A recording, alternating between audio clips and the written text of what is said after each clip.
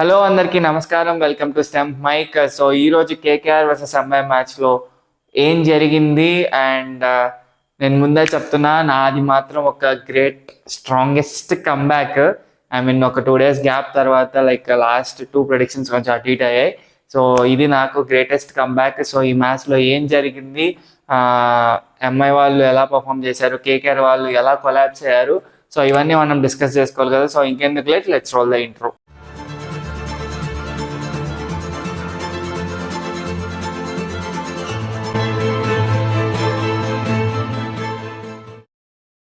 So ఎక్కడి నుంచి start చేద్దాం? ఓకే ఫైన్, టాస్ దగ్గర నుంచి స్టార్ట్ చేద్దాం. So toss won by Hardik Pandya, Mumbai Indians, and no brainer. ఎవరైనా సరే టాస్ గెలిచినా బౌలింగ్ తీసుకుంటారు, అదైతే పక్కా. సో హార్దిక్ పాండ్యా బౌలింగ్ తీసుకున్నాడు. 12 యాజ్ ఇట్ ఈజ్ ఆల్మోస్ట్ మనం చెప్పినట్టే ఉన్నాయి.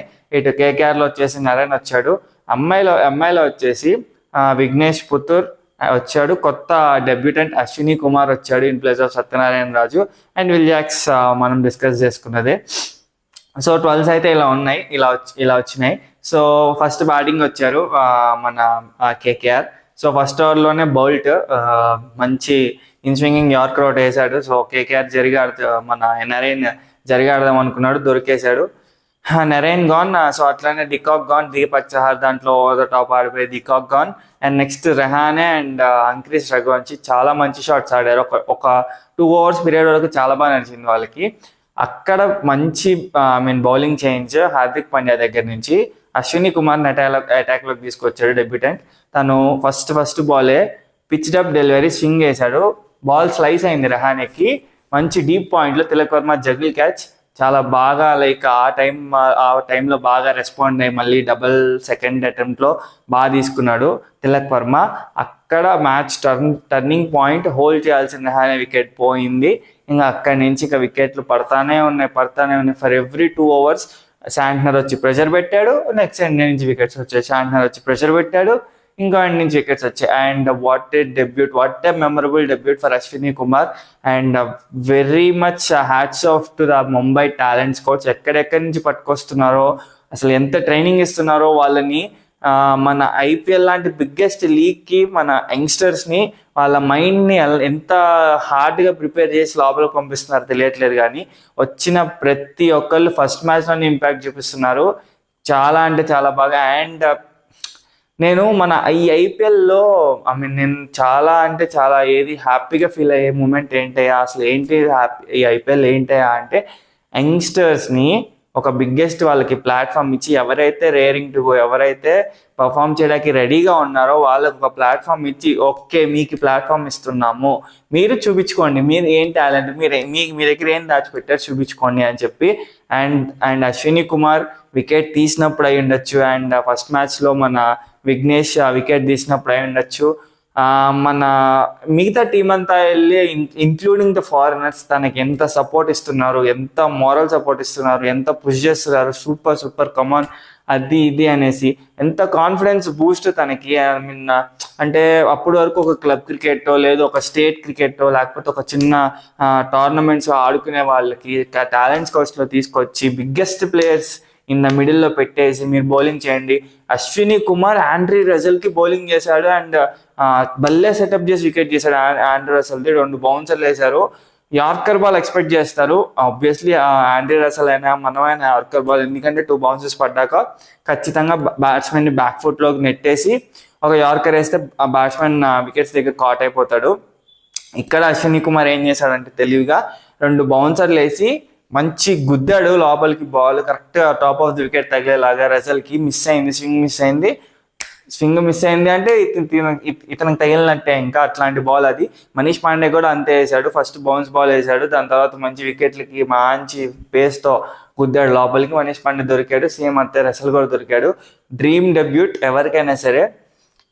నాకు హార్దిక్ పాండ్యాలో నచ్చని విషయం ఏదన్నా ఉందంటే ఇదే బ్రో.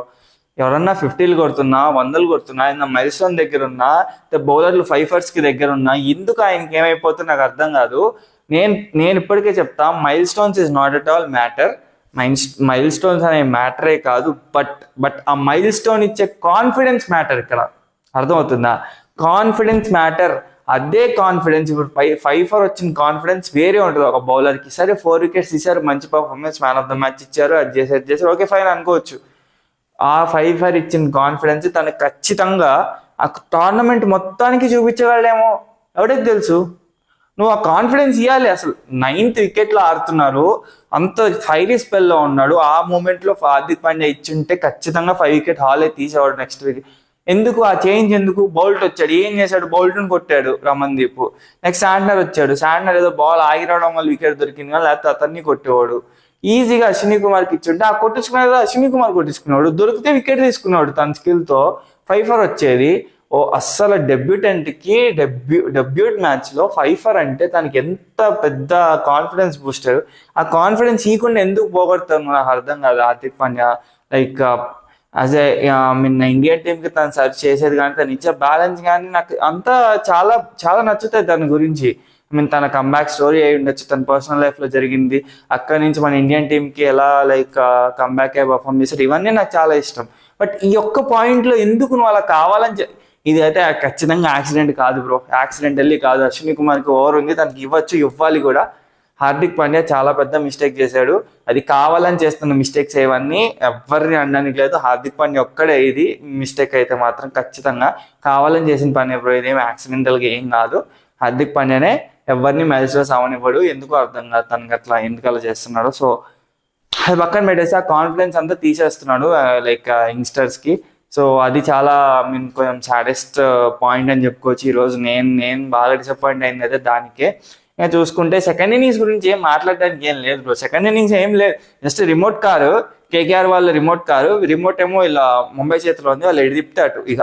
అంటే ఎంత తొందరగా కొడతారో చూసుకోవాలి అంతే. రన్ రేట్ సేవ్ చేసుకోవడానికి ఎన్ని వికెట్స్ మిగిల్చి కొడతారు, ఎన్ని ఓవర్స్ మిగిల్చి కొడతారో చూసుకుని కొట్టాలి ఎంఐ వాళ్ళు, అదొక్కటే. కానీ ఇంకా సెకండ్ ఇన్నింగ్స్లో పెద్దగా మాట్లాడుకోవడానికి ఏం లేదు.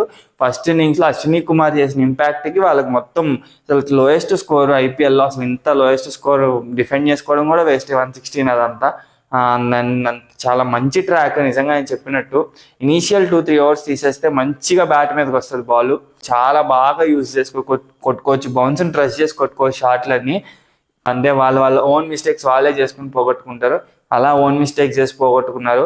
రింకు సింగ్ అప్పుడే 4 కొట్టాడు, ఆ అగ్రెసివ్ షాట్ మళ్ళీ ఎందుకో నాకు అర్థం కాదు. వికెట్ కాపాడుకుంటూ లాస్ట్ వరకు ఉండి రజల్ని 16 ఓవర్ తర్వాత ఆ పైన రజల్ని తిప్పుంటే తన ఇంపాక్ట్ వేరే ఉంటుంది. సో రోహిత్ శర్మ మీకు ఇంత స్కోర్ తక్కువ ఉండడం వల్ల మీకు కనబడట్లేదు, కానీ రోహిత్ శర్మ చాలా అంటే చాలా స్ట్రగుల్ అవుతున్నాడు. ఎందుకు అంత స్ట్రగుల్ అవుతున్నాడు నాకు అర్థం కావట్లే. ఏమైంది లైక్ రైట్ ఫ్రేమ్ ఆఫ్ మైండ్లోనే ఉన్నాడు, పెద్దగా ప్రెషర్స్ ఏం లేవు. కెప్టెన్సీ ప్రెషర్ లేదు, ఇంపాక్ట్ ప్లేయర్ రూల్లో వస్తున్నాడు, ఫీలింగ్ చేయక్కర్లేదు. మేబీ హీట్ ఇంకా బండి హీట్ ఎక్కలేదా ఏంటా ఏమో అర్థం కావట్లా. 12 balls 13 తన స్టాండర్డ్కి అయితే కరెక్ట్ కాదు. తను ఓడిఐ క్రికెట్లోనే 12 balls 30 కొట్టాడు, 3-0. కానీ ఇక్కడ 1-3నే, అది కూడా చాలా struggling. Harshit Rana no ball 6 ఇచ్చాడు, అది కూడా లేకపోతే చాలా పెద్ద మార్జిన్లో తను డాట్ బాల్స్ పెట్టి వికెట్ ఇచ్చేసే స్టేజ్లో వరకు అయ్యింది. సో రోహిత్ శర్మ ఏమైందో చూడాలి. అండ్ ఈ సీనియర్స్ వల్ల మనమే కాదు మనోళ్ళే కాదు, ఫారెన్ సీనియర్స్ వల్ల కూడా ఈ టీమ్స్కి చాలా అంటే చాలా ఒక పాయింట్లో నష్టం జరుగుతుంది. అసలు ఎక్కడ నష్టం జరుగుతుంది ఏంటి అని నేను సపరేట్ వీడియోలో మాట్లాడుతూ, దానికి చాలా పెద్ద వీడియోనే ఉంది అది. సో సపరేట్ వీడియోలో అయితే ఎక్స్ప్లెయిన్ చేస్తా. సో ఈ మ్యాచ్ ప్రకారం చూసుకుంటే మాత్రం సెకండ్ ఇన్నింగ్స్ చెప్పడానికి ఏం లేదు. ఫస్ట్ ఇన్నింగ్స్లో వాళ్ళు మిస్టేక్స్ చేసుకొని వాళ్ళు రాంగ్ షాట్స్ ఆడి ఇచ్చిన వికెట్స్ తప్ప పిచ్ మాత్రం చాలా మంచి పిచ్. ఏం చేయట్లా ఫస్ట్ 3 ఓవర్లు బాల్ స్వింగ్ అవుద్ది, నీట్గా చూసుకుని డ్రైవ్స్ ఆడుకొని మంచిగా సింగిల్స్ డబుల్స్ తీసుకొని 3వ ఓవర్ నుంచి అటాక్ చేయడం మొదలు పెట్టుంటే మాత్రం ఖచ్చితంగా 200 పిచ్ అయితే వాంకడే పిచ్ చాలా మంచిది. స్టేడియం కూడా చాలా చిన్నది, ఈజీగా 6 క్లియర్ అయిపోద్ది, ఈజీగా ట్రావెల్ అయిపోద్ది బాల్. ఇంత మంచి పిచ్ని కేకేఆర్ వాళ్ళు యూజ్ చేసుకోలేకపోయారు. ఎంఐ వాళ్ళకు ఆబ్వియస్లీ వాళ్ళు ఇంకా 116 ఉన్నప్పుడు వాళ్ళకి చాలా హ్యాపీగా దాన్ని అయితే చేజ్ చేస్తారు ఆడతా పెద్దగా స్ట్రగుల్స్ ఏం లేవు. రోహిత్ శర్మ వికెట్ తప్ప పెద్దగా ఏం లేదు ఇంకా. సో రోహిత్ శర్మ కూడా కొంచెం ఫాస్ట్గా ఫామ్లోకి వచ్చేస్తే వాళ్ళకి అన్ని ప్రాబ్లమ్స్ సార్ట్అవుట్ అయిపోయినట్టే కనిపిస్తున్నాయి. ఇంకా దీనికి బుమ్రా కూడా రేపు పొద్దున్నే లైక్ ఎన్సీఐ నుంచి క్లియరెన్స్ తెచ్చుకుని యాడ్ అయిపోతే ఇంకా నెక్స్ట్ లెవెల్ ఉండబోతుంది ఎంఐ టీం. సో ఇది నేను ఆల్రెడీ చెప్పాను నా ప్రెడిక్షన్లో, వాంకడేకి వస్తే మాత్రం ముంబై వాళ్ళు డిఫరెంట్ బీచ్లో పర్ఫామ్ చేస్తారనేసి. సో అదే జరిగింది. So keep calm and believe in my predictions and analysis. So రేపు 13th match between LSG versus Punjab. So ఆ ప్రివ్యూలో అయితే మిమ్మల్ని కలుస్తా. Until then take care, bye bye.